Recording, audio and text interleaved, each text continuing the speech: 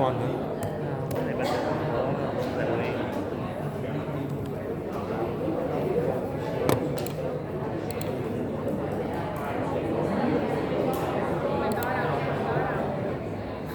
Có cái file nó gà sẵn, file của ta cũng là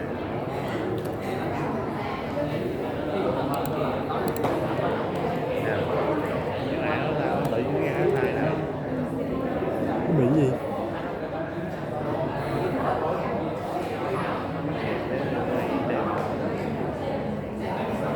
rồi nó là Ủa mày xài cái này giống thầy bữa qua thì bữa hả mà đang trăm không, cái này cái tên của cái chén, cái mã của tên là cái này nè.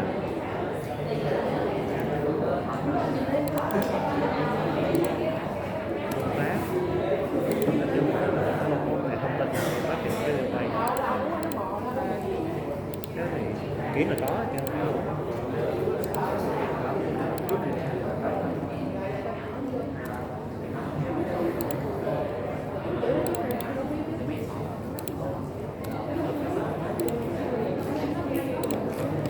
Nó làm gì vậy? Đây vậy mấy hình tôi gửi em ví dụ phân tích, tôi bỏ mấy cái hình vô thay quật luôn, ví dụ phân tích là gửi đi, không explain cái đó. Giờ chưa vậy hả? Vậy chưa? Còn Này thêm những cô tiếp nè, còn của tôi dễ gọi vậy hết. Tính nó không có hiểu, mình không có hiểu cái hình nó ý nghĩa của bạn cái gì. Tính tính là chỉ cho việc đó là để mà hỏi thôi. Thì chứ viết cho xong thôi chứ bài nó xong tôi không dám nào không có ghi rồi viết qua.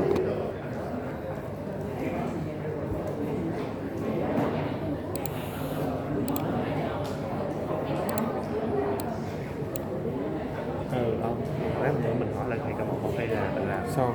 anh nên mình hỏi thầy lại ý thầy câu một hay là Không một á, cái hôm qua mình hỏi đứa nào lớp đi, không một nó cũng đỡ bớt hỏi rồi bên đây thì nó không có giải thích, còn bên thầy Tân đó thì bên thầy Tân thì là thầy chọn, tức là trên đây sẽ có chọn sẵn đó, cái mình giải thích là tại sao mình chọn. không thầy cũng chưa giải thích là tại sao mình chọn đâu bữa tôi Nhưng mà hỏi cái discussing là mình làm sao discussing tức là cái phương pháp tính cái chỉ số nó tính làm sao á, mình chỉ cần đưa đấy là mình chỉ cần khẳng định một câu cái này nó tính là cái phương pháp gì, rồi mình nó tính như thế nào thôi. Giống của tôi đó là market cap thì tôi sẽ tính cái tỷ trọng market cap đó là dựa trên cái giá trị thị trường của mỗi công ty, rồi đó tạo cái quay của mỗi cái chứng khoán thành phần. Cái đó nó giống như viết đúng không ta? Tôi đọc cho nó ra Tôi cũng có thấy nó rồi mà ngoài trách nhiệm luôn hả?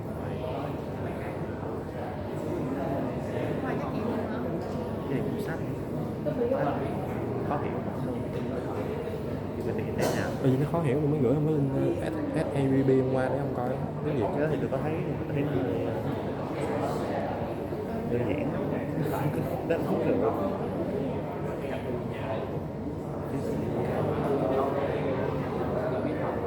Người này visa đó nó ở hai building 2 cái gì nó tốt ở trên chứ không ở dưới đây đâu.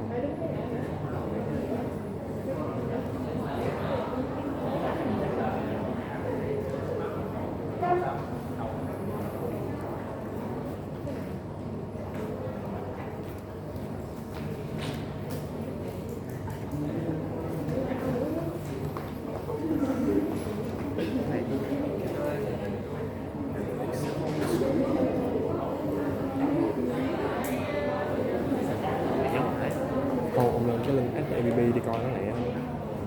Link qua tôi gửi không? Cái tôi có gọi tôi cũng thấy nó gọi nó cũng là tương tự.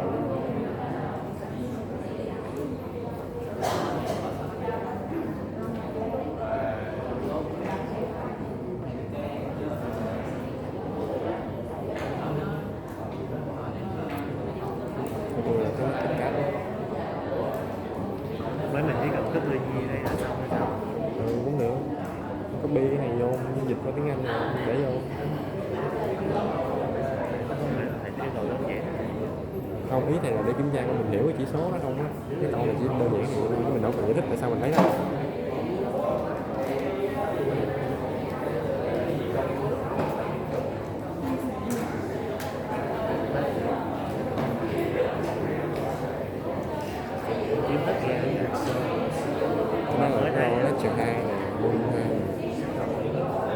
Lên đó, lên dưới đây chắc không phải lên.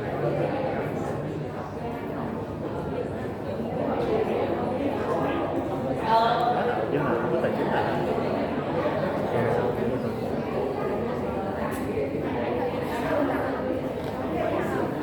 Xuống.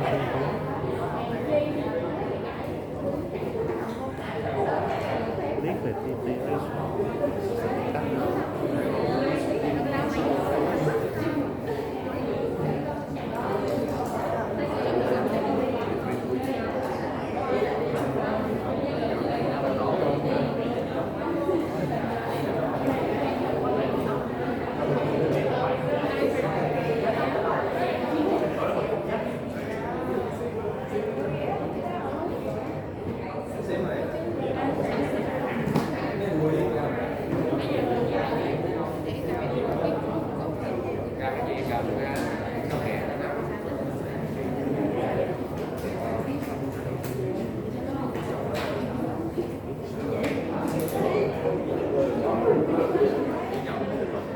sách gì đó biết nữa nhưng mà nó nhiều hơn nó vừa có tính gì có tài chính vừa có cái gì cái tên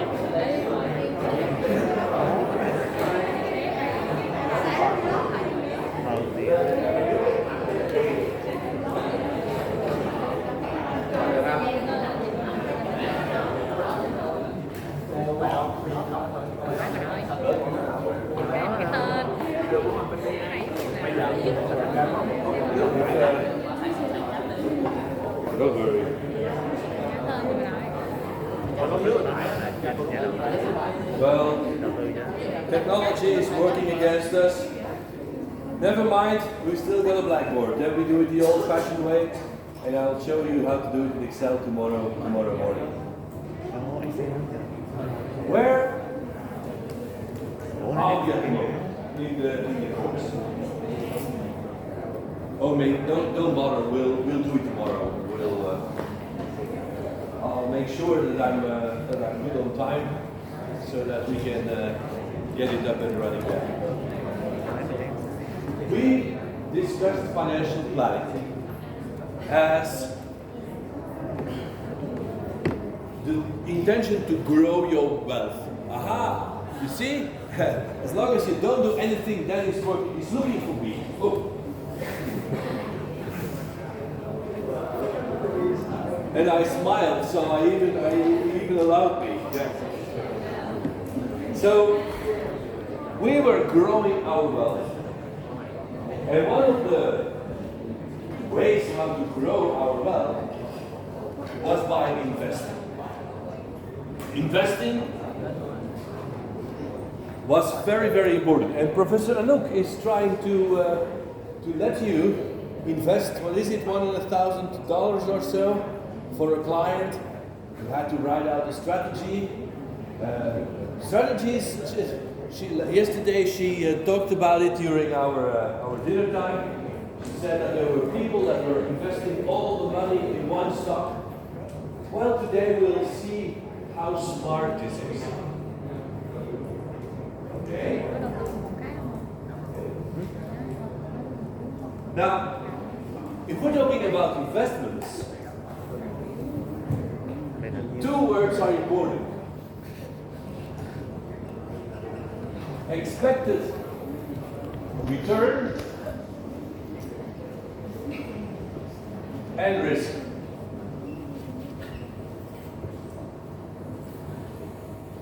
In 1952, there was a young academic called Markowitz.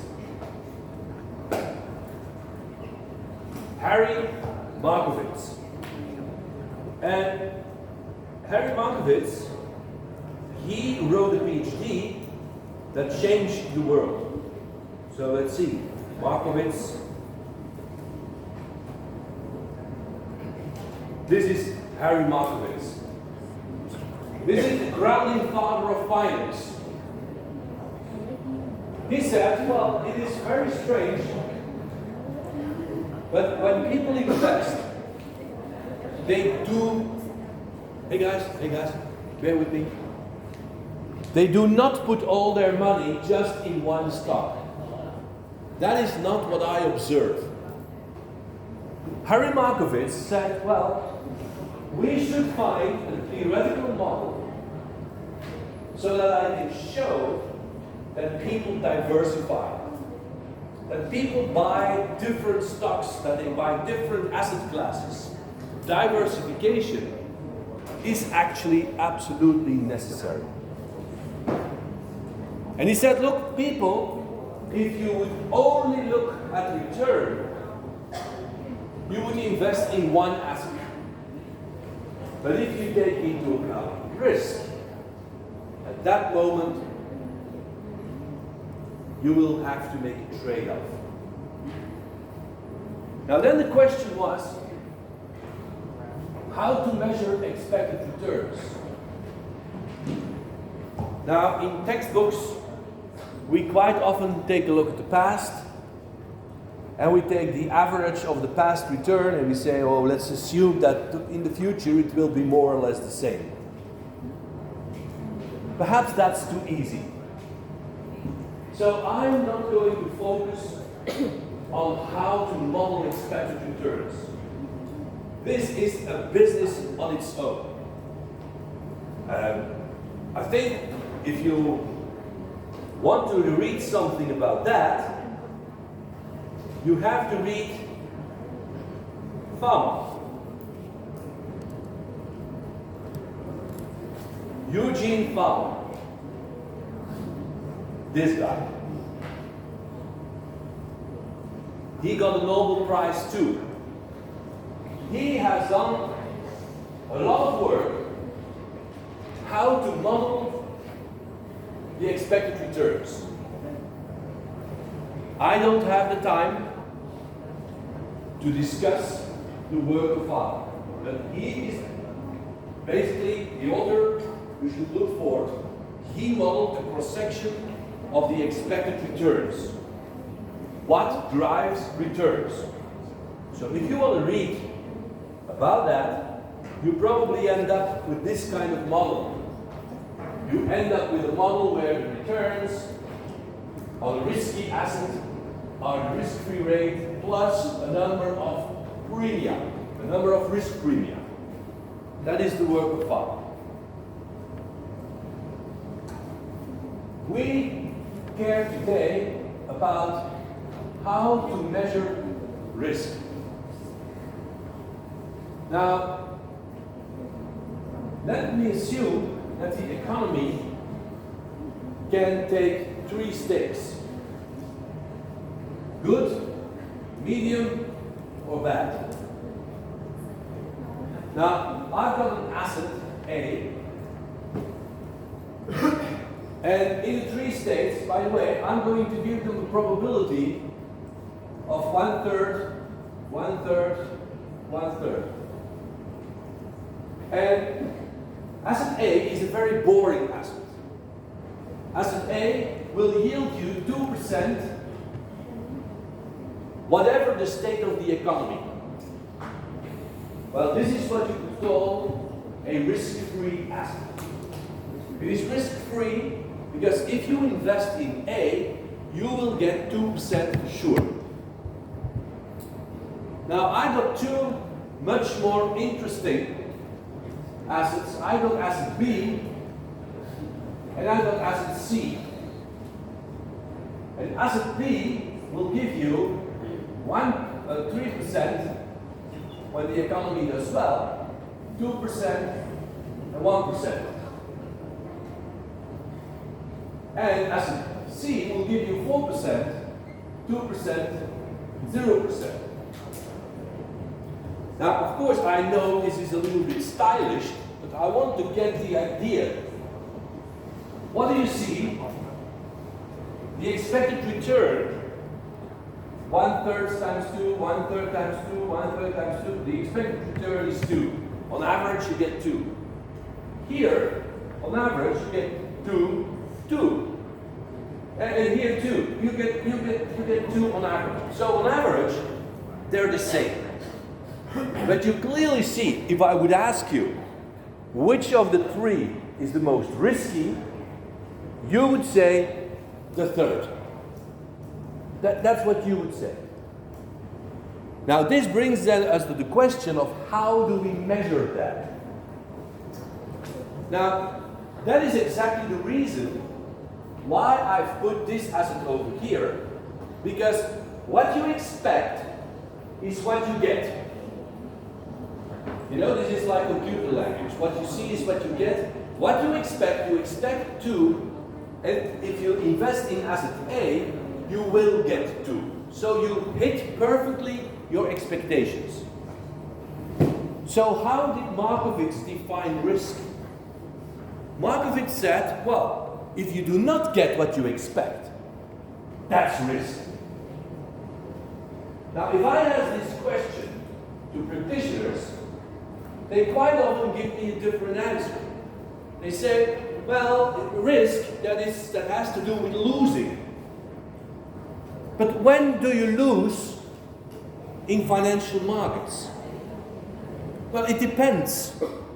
It depends on whether you are long or whether you are short in an asset. If you buy stocks, you're long. Well, if the assets then go up, you win. If the price goes down, you lose. So the loss is on the downside. But if you are short, you borrowed from someone else. You sold it now at 100. You speculate that it actually goes down, because if you can buy an asset again at 70 and you received already 100, you gain. Where's the loss? The loss is on the upside. So in financial markets, we define risk as not achieving the target, not achieving the expectation. So I'm looking at deviations. And the deviations, this is 1 below the expectation, this is right on, and this is 1 above.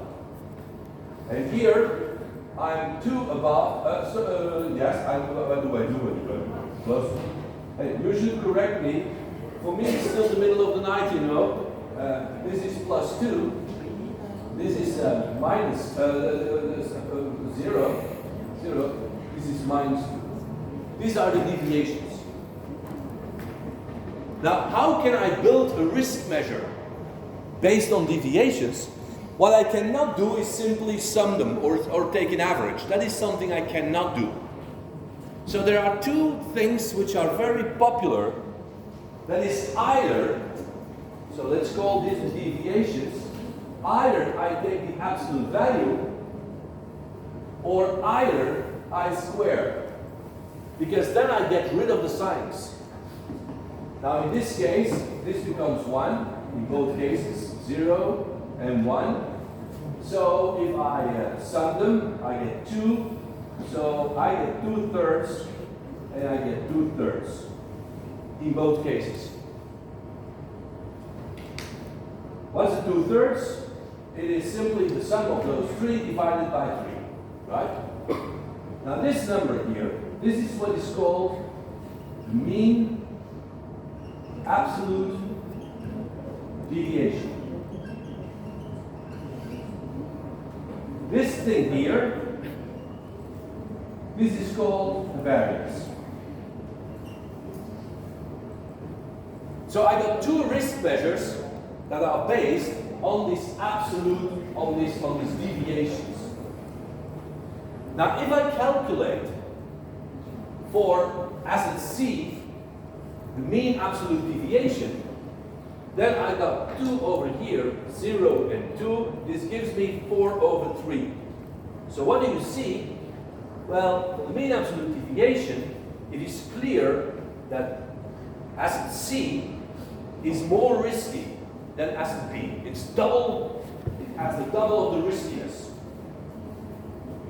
That is what my gut feeling tells me. What about the variance? Well, then I got 4, 0, 4, so I got 8/3. And again, compared to the 2/3, the variance tells me that actually the risk is higher for asset C. So Mr. Markowitz had to choose. What should I take to measure risk? Should I take the mean absolute deviation? Or should I take the variance? He had to choose. And he chose for the variance. He said, look, I'm going to work with variances. Why do you think Mr. Markowitz preferred variances to mean absolute deviations? Because the idea behind them is just the same. You take the deviations and you take some kind of average of the deviations. Why do we work in finance with variances? Why is that? Give me a good reason.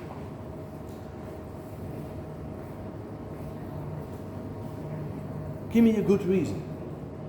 Why do we work with variances? Yes, please. I see you want to explain that. Ah, you only want to exchange his talk in French. Come on. Very difficult.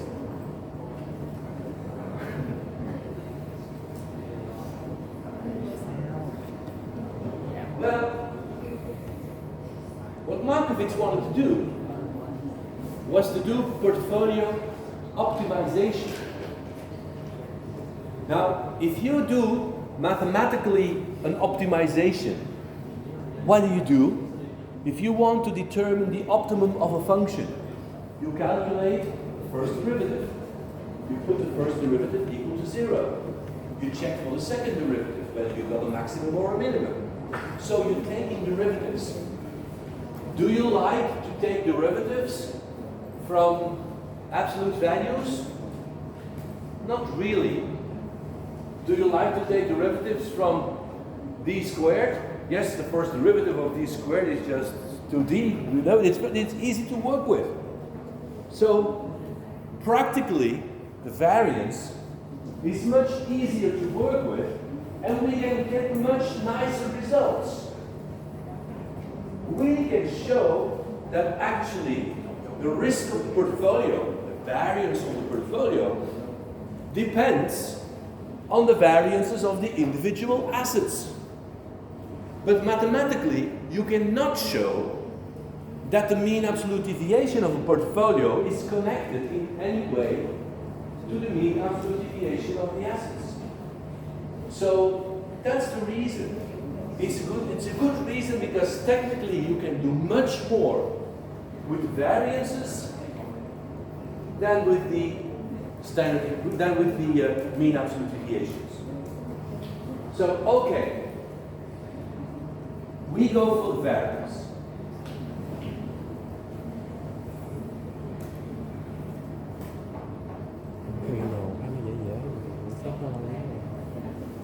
So what are we going to do? Look, suppose I got two assets.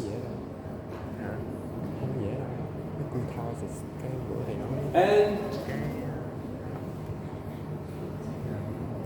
the first asset, the expected return is say 4%.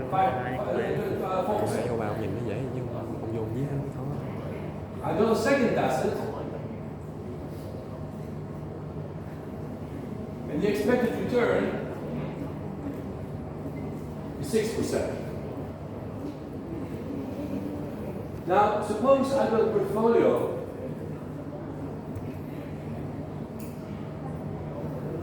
and I do the portfolio 50-50. I just put 50% of my money in the first asset and 50% in the second asset. Well, the expected return on the portfolio is equal to 50%. The return on the first asset is 4%, plus 50%, 6%, gives me 5%. So what do? The expected return on the portfolio is the sum of the weights that I put in the portfolio times the expected return. Right? if you want to write this in Excel, you can either write it out like this, but you could also use matrix algebra.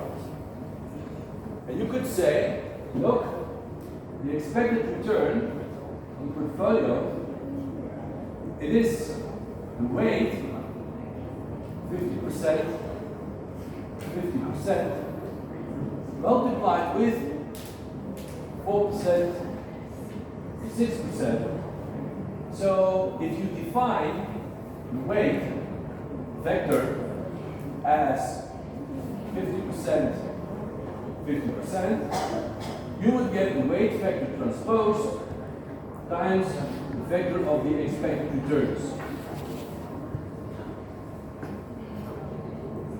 I'll put a star there to show that it's a vector. So this is the way how you can do it in Excel if you have, say, 5 assets. That's easier. Then you don't have to say, oh, weight 1 times return 1 plus weight 1 plus weight 2 plus return 2 plus weight 3 plus return 2. That's more compact. That's easier to work with. Okay. What about the risk? What about the risk? Well, I'm going to write this on the blackboard. Oh, I'll wait for a second before. Yeah, just do it. Okay. What about the risk? Well,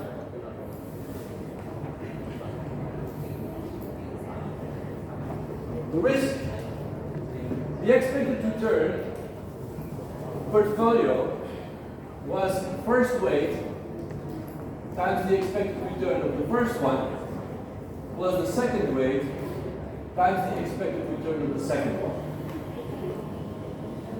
The variance of a portfolio, it is the definition of the variance is the expectation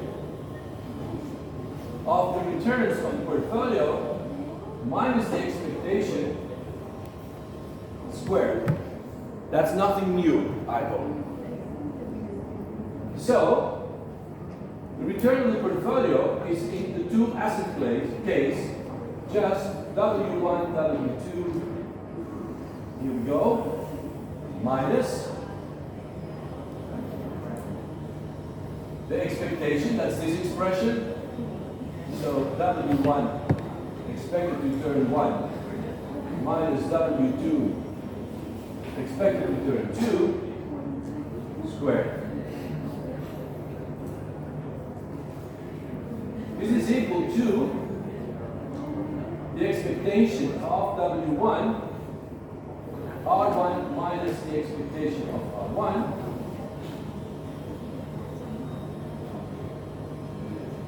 I'm just regrouping plus W2, R2 minus the expectation of R2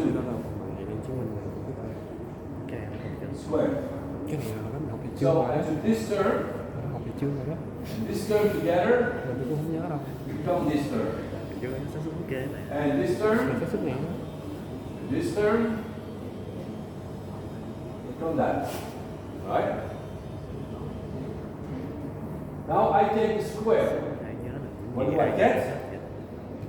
I get that I get the W1 expected return 1 minus expected return 1 squared plus W2 squared expected return 2 minus expected return 2 squared plus 2 times cross product W1, W2, the expectation of R1 minus expected R1 and R2 minus expectation R2.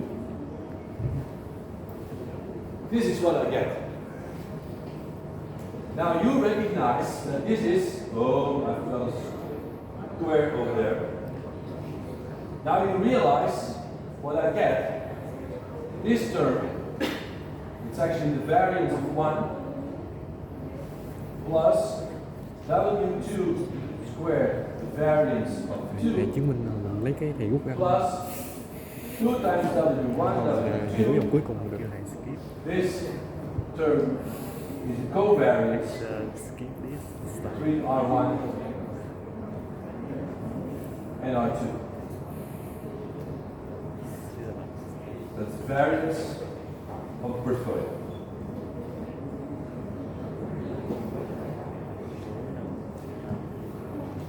You have seen this formula before? Yeah. Okay, great. So, what did Markovits learn on a sunny afternoon? He learned that the variance of a portfolio depended on the variances of the individual assets, so the risk of the individual assets, and he learned it also depended on the covariance between the assets. That is what Markovits learned. This was completely new. This was completely a new idea. Because everyone thought that the risk of a portfolio would only depend on the risk of the assets. But Markovits said, no, the risk of the portfolio depends on the risk of the assets, but also on the covariance, the way how the two assets co-vary. And that was very, very new. Now, suppose that you have a large portfolio. Suppose you have a large portfolio. Which of the terms is the most important? This term or this term? Let me call this variance risk. And this is the covariance risk. Which of these two terms is the most important one for a large portfolio? Help me. Who thinks it's the variance risk? No one. So why do you think it's the covariance? Oh, you thought, oh, let him not ask me.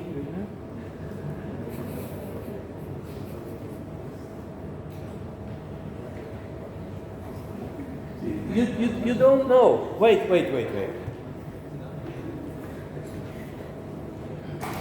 I can tell you. I can tell you. I can prove it to you if you want. But I'll prove it. I'll prove it. Because otherwise you don't believe me.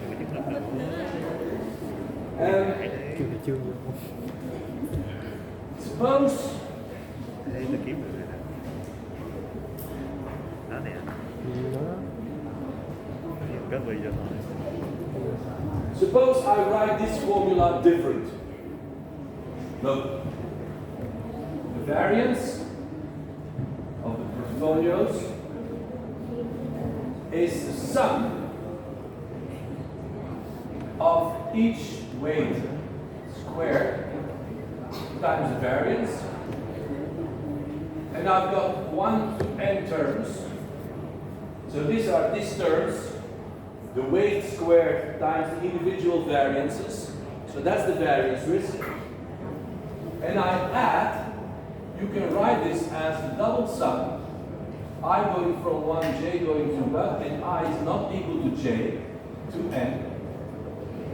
So I'm combining 1 with 2, 1 with 3, 1 with n, but I'm not combining 1 with 1. Why not? Well, because then I'm in this case. Then if I take the covariance of an asset itself, that's the variance. And so I got here Wi, Wj, covariance, let me write it like this, between I and j. Now suppose that I let all assets I have a weight of 1 over n. Well, this n, right? This n. So I give the same weight to each asset. I give the same weight to each and every one asset. What do I get?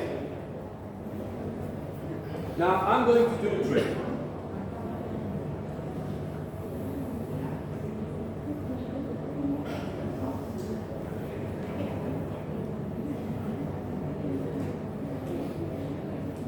This is equal to 1 over n times the sum of sigma I divided by n. So, if I substitute this with 1 over n, I got 1 over n squared, and I'm writing 1 over n here and 1 over n there, plus something else. Why do I do this? Because this is 1 over n, and what's this? This is simply the risk of each and every asset. You sum them and you divide them by n. So that's the average. That's the average risk, the average variance. So this is actually the average variance. And what about this term? Well, if I substitute it, I get the sum, the double sum. I get again 1 over n squared covariances. Because this is 1 over n and this is 1 over n. Now, can I do a similar trick as here? Can I convert this to a kind of average covariance? Now, the answer is yes. Look, if you've got a covariance matrix, you've got sigma 1 squared, sigma 2 squared, sigma n squared. Here you've got sigma 1, 2, you've got sigma 1 n, and so forth. So this matrix is n by n. Right? You've got n by n elements. But this element, this element, this element, this element, they are variances. So actually, how many covariances are left over? There are n times n minus 1 covariances. Because you lose on each column 1 element. So this is the number of covariances. And so what do? I multiply this with n minus 1.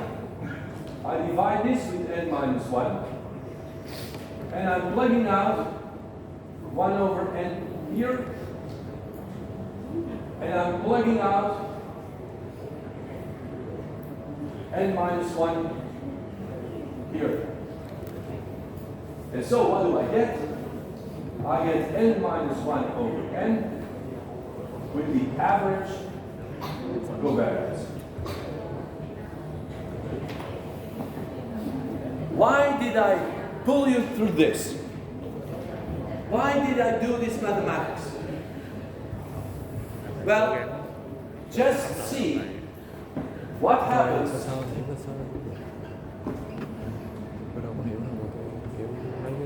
if n becomes large. What happens if you have a large portfolio? What happens to this term? If n gets very large, you divide 1 divided by infinity, that's 0. So this term completely vanishes. This term is completely gone.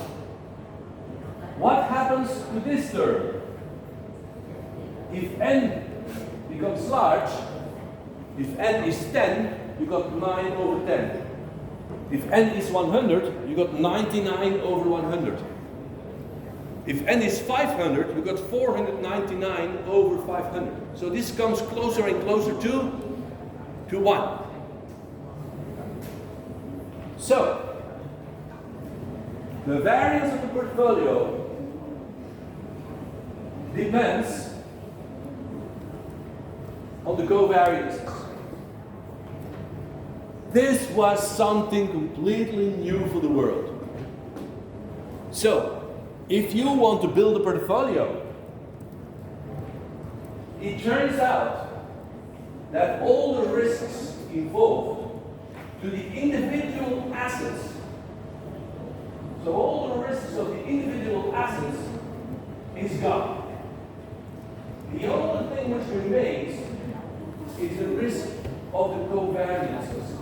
That's the only thing which remains. Now, this is an important thing. So, although a stock might be very risky, it might actually lower the total risk of the portfolio if it behaves very differently than all the stocks in your portfolio. That's why Markowitz got a Nobel Prize. I mean, if you would have been the first to discover that, you would get the Nobel Prize, or would have gotten the Nobel Prize. But can you imagine that a risk of a portfolio also depends on how the other assets behave? This was very, very, very new. What did people do? Let me try to show you. Evans and Archer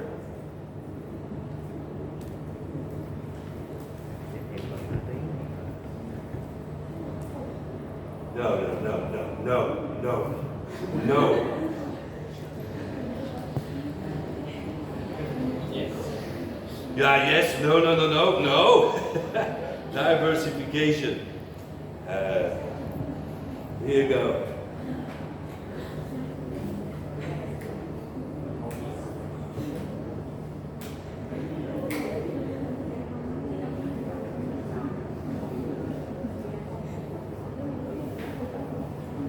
This is what Evans and Archer did. They took US stocks and they computed for each and every stock the variance. They computed the risk.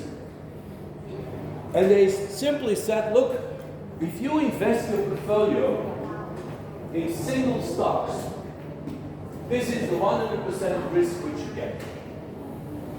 But what would happen if you form portfolios of 2 shares? What would happen if your portfolio contains 2 shares? In that case, the risk would be much lower. And then it took portfolios of 3 shares. And the risk was again lower. So what do you see? You see that the risk went down, but US stocks, it flattens out at a certain level. So not all of the risk can be diversified away. There is a part of the risk which cannot be diversified away. Why not? Why can we not diversify everything away? Well, no. I just explained. This is covariance. You cannot get rid of the covariance risk. This thing remains. These things go away. So by increasing the number of assets in your portfolio, you are actually diversifying away a whole big chunk of the risk.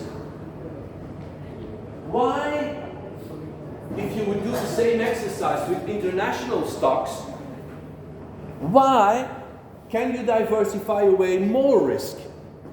Is that logical?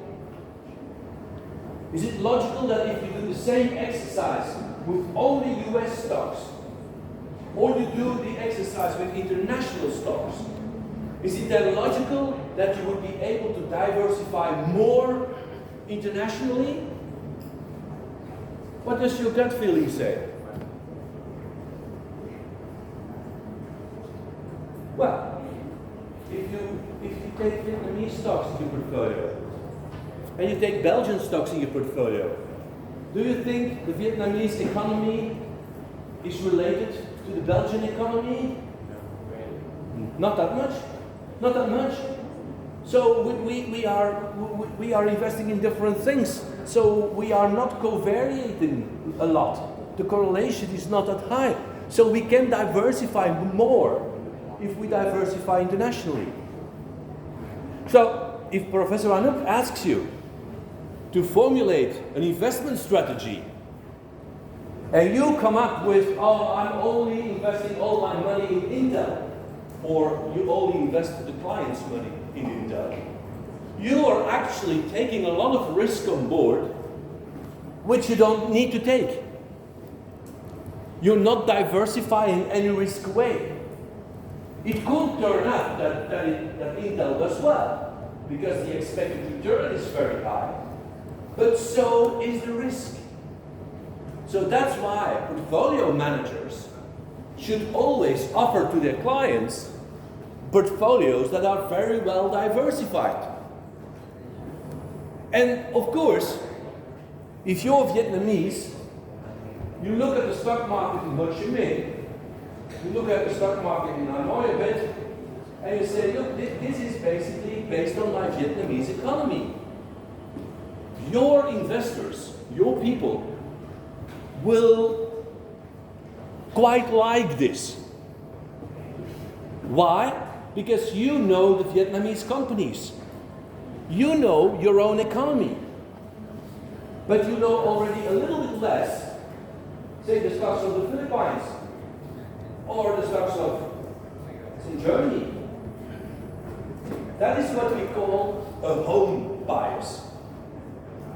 Although we know that by largely, vastly diversifying internationally, you can get rid of more risk, the tendency of people is to stick a little bit closer to home and to invest more in their home companies than they do in companies abroad, which they know less. I don't have the time to follow up all the companies. I mean, I'm a professor, I like to read, I like to lecture, I like to do some research. I don't have the time from morning till evening to follow annual accounts of companies. So what do? I buy diversified portfolios. I buy diversified portfolios because then I know that I'm getting rid of a lot of risks. That is why I'm doing that. And professional managers are following up what they put in the portfolios, be it quantitative or be it a certain strategy, whatever. But at least I want to have diversification. I want to have diversification. Markowitz was able to show that, and I'm going to do it on the blackboard today. Tomorrow I'm going to do it in Excel. We lost a bit of time, so I'm not going to hurry you through it, but I want to give you the idea.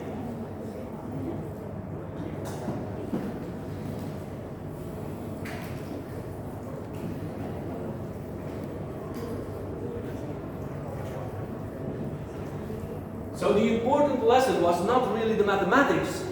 The important lesson was you should diversify. That was the important lesson, right? Okay. Cái diversify đó Markowitz international với là drew a nước này picture. nước kia nó cũng được.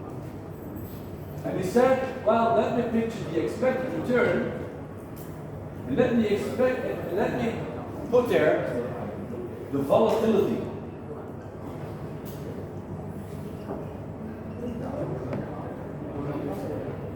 I'm using the standard deviation instead of the variance. I got good reasons for that. The variance, they are squared deviations. They are squared deviations, so they are in a different dimension than the returns themselves. And that's the reason why I prefer the risk and volatility risk, the volatility, the sigma. Now, if you draw the first one, our first asset has an expected return of 4%. Say it has a risk over here of 3%. Then this is the first asset. Let's call this asset A. Or let's call this asset B, being bonds. And we've got a second asset. This has an expected return of 8%, but it has a risk of 6%. Let's call this asset S, the S of stocks. Markovits started off with 2 assets. We can expand this to 3, 4, 5, n assets. I mean, that's not a problem. What did he do? He computed portfolios. And this point here, this is 100% in bonds. This point here, this is 100% in stocks.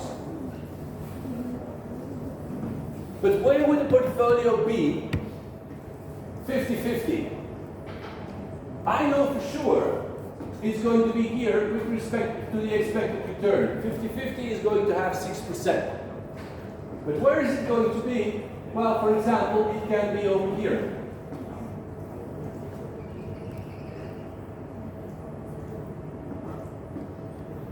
This will depend on the correlation between the 2 assets. I have to apply the formula. And so this point will be a portfolio with 50% bonds and 50% stocks.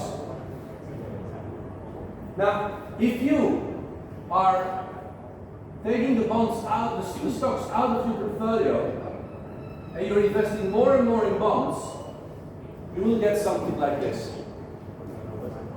This is the picture that you will get. And Markovits said,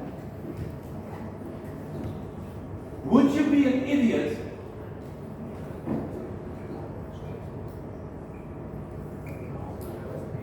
if you invest all your money in one stock or in one asset class? What's the answer? Would you be an idiot?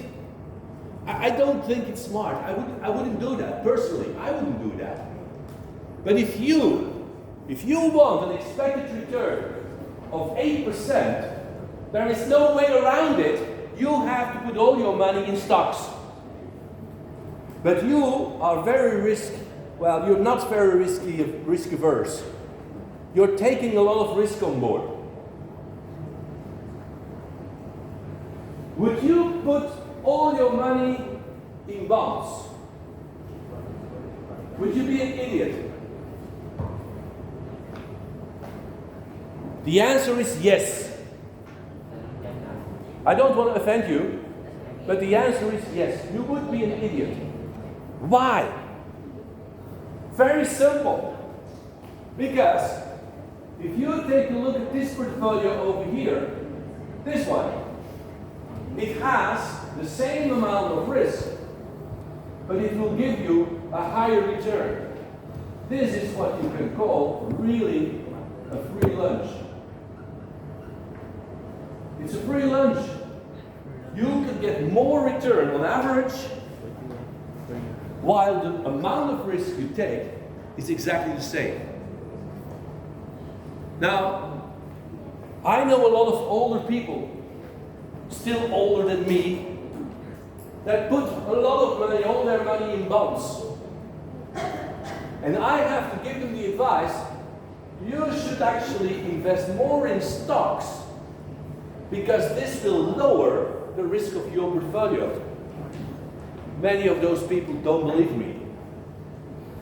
It's pure mathematics.